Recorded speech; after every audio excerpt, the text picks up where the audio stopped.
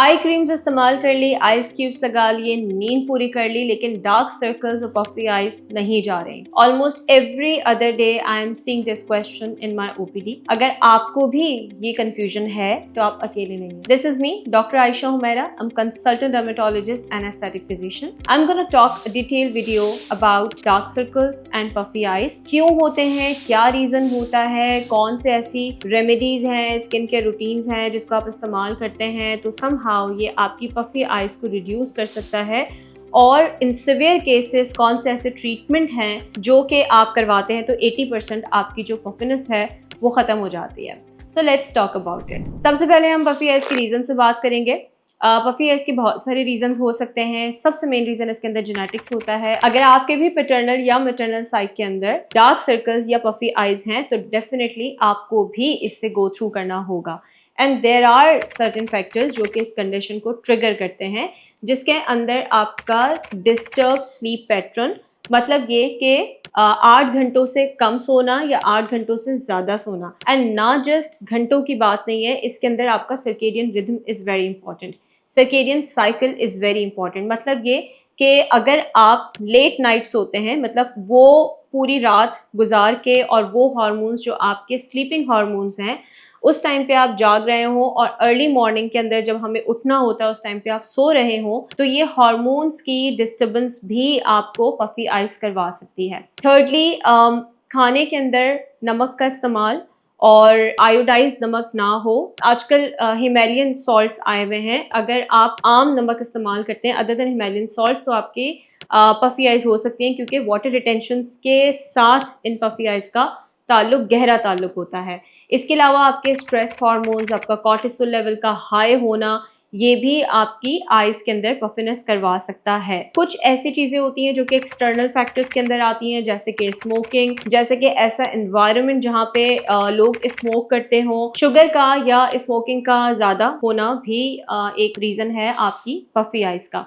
अगर ये सारी एहतियात आप करते हैं और उसके बावजूद भी आपकी पफी आइज बेहतर नहीं होती, तो फिर कुछ ऐसी स्किन केयर रूटीन है जो आपको अपने स्किन केयर के अंदर ऐड ऑन करनी चाहिए। आई अंडरस्टैंड कि समटाइम्स ऐसी कंडीशंस हो जाती हैं जहाँ पर आपकी आई क्रीम्स काम नहीं कर रही होती, लेकिन still there are dermatologist recommended guidelines जिसको अगर आप फॉलो करते हैं तो समहाउ ये आपको हेल्प आउट कर सकता है, जिसके अंदर टॉपिकल कैफीन का इस्तेमाल या आपकी ब्लड सर्कुलेशन को बेहतर करता है, क्योंकि आंखों के गिर्द का जो एरिया होता है इट्स वेरी डेलिकेट एरिया।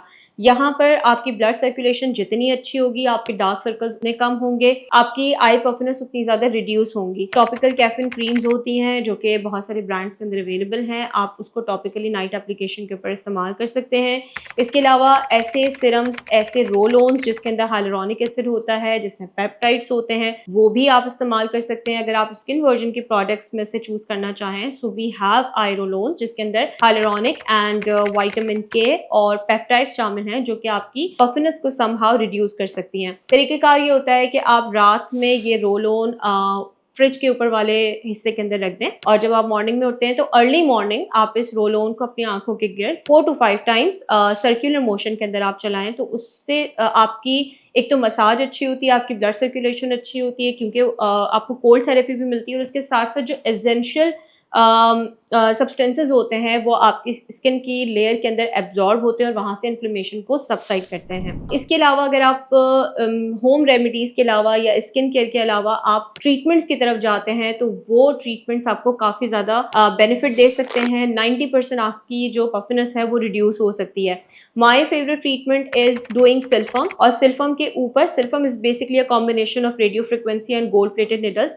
इसके अंदर आपकी ना सिर्फ इन्फ्लेमेशन सबसाइड होती है बल्कि जो इंटरस्टिशियल फ्लूइड होता है वो भी कम होता है और उसके साथ साथ आपकी स्वेलिंग रिड्यूस होती है। उसके बाद फिर मैं इसको मर्ज करती हूँ आई फिलर्स के साथ, क्योंकि वॉल्यूम लॉस भी एक मेजर रीजन होता है। जो आपकी आंखों का हिस्सा होता है, आंखों के और चीक्स के दरमियान का जो फासला होता है वो वक्त के साथ वॉल्यूम लॉस की वजह से, फैट लॉस की वजह से आपको वहाँ पे एक स्पेस आ जाता है, खाली स्पेस आ जाता है, जिसकी वजह से आपकी आंखों के गिर्द स्वेलिंग, मतलब आंखों के नीचे वाले हिस्से पे स्वेलिंग और उसके नीचे वाले हिस्से पे फैट लॉस होता है, वॉल्यूम लॉस होता है। उसको करेक्ट करने के लिए हम सिल्फामेक्स के बाद इसको आई फिलर्स के साथ मर्ज कर सकते हैं। आई फिलर्स के अंदर प्योर हाइलुरोनिक एसिड मौजूद होता है, वो एट अ टाइम आपके वॉल्यूम को रिप्लेस करता है और क्योंकि HA आपकी बॉडी का नॉर्मली पार्ट होता है तो ये किसी किस्म का कोई फॉरेन बॉडी रिएक्शन आपको नहीं देता, और साथ साथ ये आपकी आँख की उस स्किन की हाइड्रेशन भी करता है, उसको उस एरिया को प्लम्प भी करता है, हाइड्रेट भी रखता है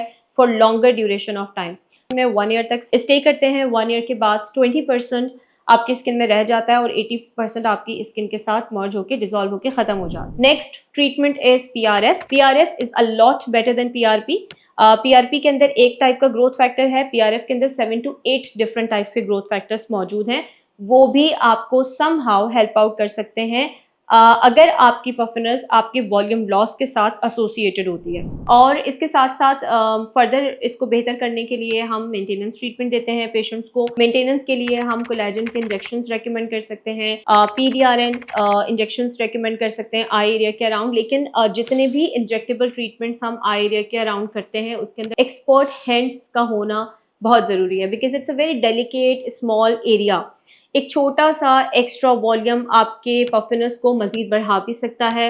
अगर राइट सिलेक्शन ऑफ प्रोडक्ट नहीं की जाती तो वहाँ पे डिस्प्लेसमेंट होके भी आपकी जो पफिनेस है वो वर्सन हो सकती है। So keeping all these things in mind, sometimes even we use और we merge monothreads. Monothread sugar threads होते हैं, बिल्कुल छोटे से फाइन से थ्रेड होते हैं। अगर हमें लगता है कि पफिनेस बहुत ज़्यादा है, वॉल्यूम लॉस के दरमियान में और पफिनेस के दरमियान एक स्लाइट सा गैप है, तो instead of injecting fillers I do add monothreads. तो ये सारे ट्रीटमेंट डिपेंड करते हैं आपके कंसर्न्स के ऊपर। इसके लिए आपकी हिस्ट्री, आपका examination is very much important. इतनी लेटेस्ट और एडवांस ट्रीटमेंट्स आ चुकी हैं कि आपकी कंसर्न्स को देखते हुए हम साइंस बेस्ड लॉजिक्स के साथ आपके ट्रीटमेंट्स प्लान करके आपको सोल्यूशन प्रोवाइड कर सकते हैं। Still if you have a confusion you can let us know in our comment section.